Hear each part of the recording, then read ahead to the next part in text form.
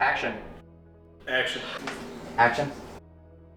My thesis project is about two sisters who have boyfriends that one lives with them and one is just coming home for the first time to meet his girlfriend's parents, and it's the interaction between these two boyfriends who come into this house when they're left alone and how they interact with each other.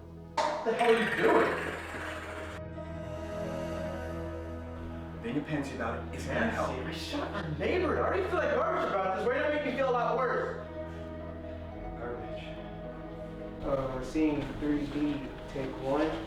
Mark. So the story of Inked as it goes is there are two roommates. One of them decides to get a tattoo of a gun on his forearm. That gun is an actual gun. It fires like an actual gun. The neighbor, this real Karen lady, takes offense to that because of course she does.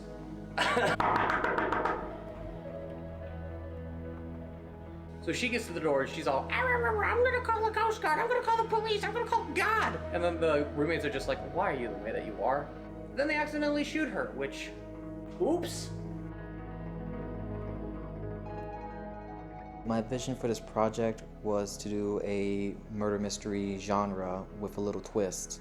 I took inspiration from both the film Clue from the 1980s, as well as the Goosebumps book and television series by R.L. Stine.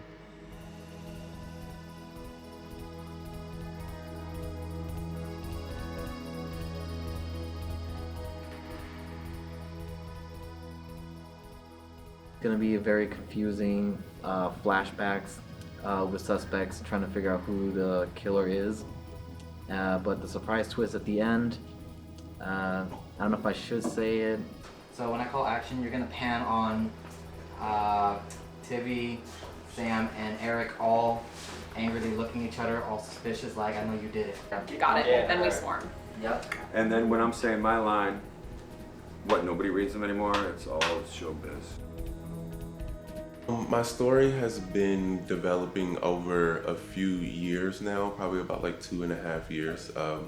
Again, basically since the pandemic is when I decided to really put this story into perspective.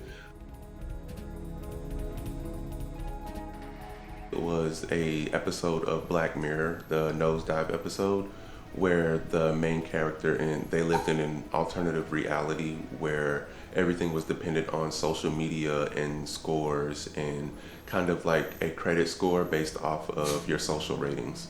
And there was a specific scene in that episode that mentioned the fact of losing chargers and trying to find a charger, and I think that's when I really had my aha moment.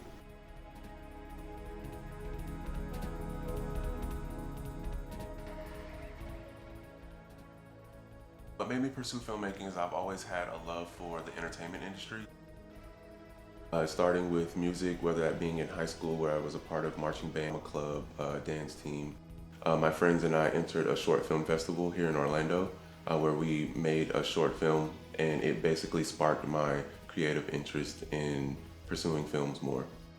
I originally wanted to get into film because of the visual effects aspect of it. I remember watching a YouTube channel called Corridor Digital, and I grew up watching their videos. I was always fascinated by their ability to create things from computer-generated imagery. And I thought, hey, I want to do that. What made me pursue filmmaking was I've always enjoyed watching movies, and in my undergrad I got to take a few classes to kind of see the behind the scenes.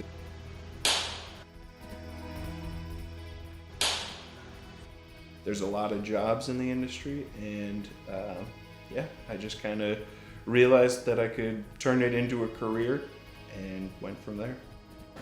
Can we step in a little closer? Yeah. Yeah. And then what if you put him more center frame so when he turns his head it's like filling into like the right rule of thirds? You know what I'm talking about?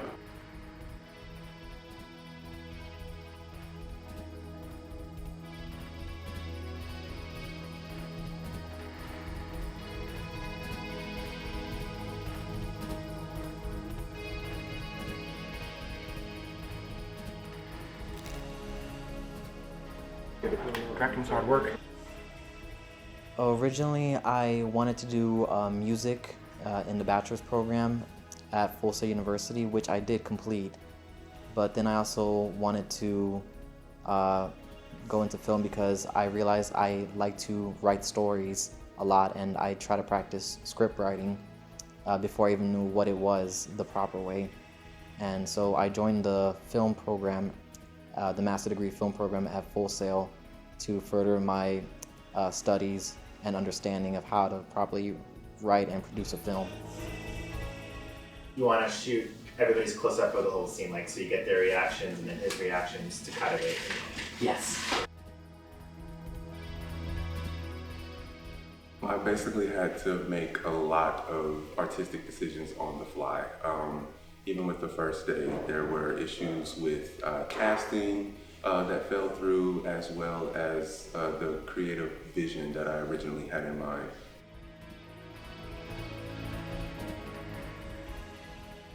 I basically had to improvise as I went along, including the set dressing that you can see here, and as well as the green screen that's going to be used on this shooting of the last day.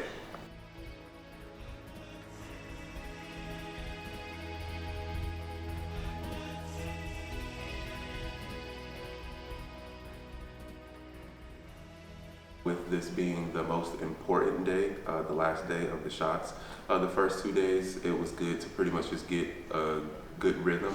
Once I kind of got into the flow of everything, it was a lot easier to just, or more manageable to execute everything.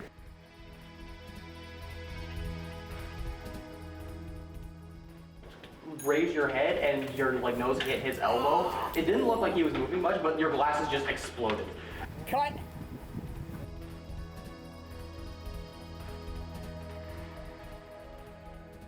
We had a trash woman rises scene, but it turns out, and I kind of in the back of my head kind of expected this, but it turns out our actress is too small for the garbage can that we got, but that's also because it's a small garbage can.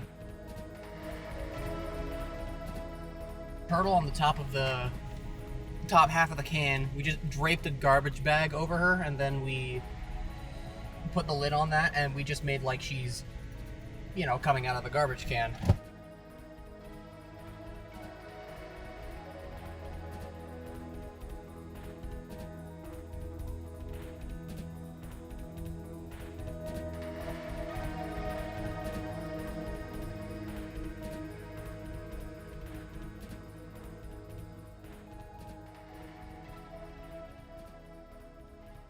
I want everyone to just think at the end that the actual characters that are being interviewed are could be the actual killer and not just suspects.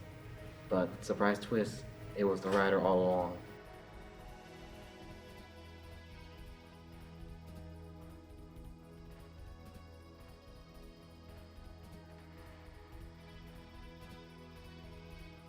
More valuable lessons I think that I picked up from my time throughout this whole Full Sail master's program was to trust your department heads and like the people that you put in there.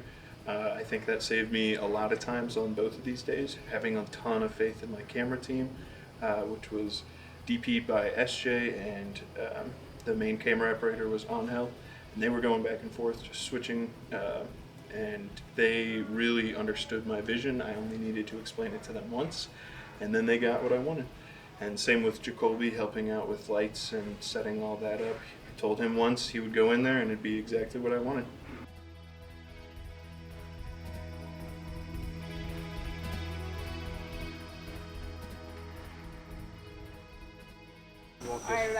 So we're basically going to be right here, and so it's going to be in his right pocket, and then so I come up, grab, and then Domani like kind of taps, and then reaches in his pocket, and we both take off. I would say right now my stress level is probably at an all-time high.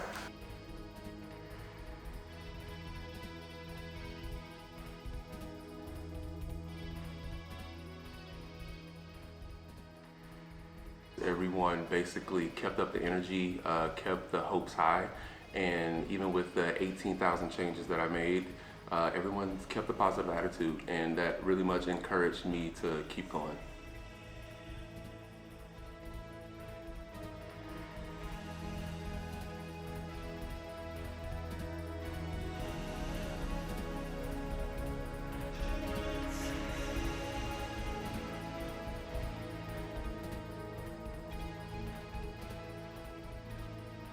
I know we ran into a lot of roadblocks. Things have been very hectic the past 2 days, but I'm glad that we were all able to persevere and get through it. I thank you all from the bottom of my heart, and if I ever get the chance to work with you again, I would welcome it in a heartbeat.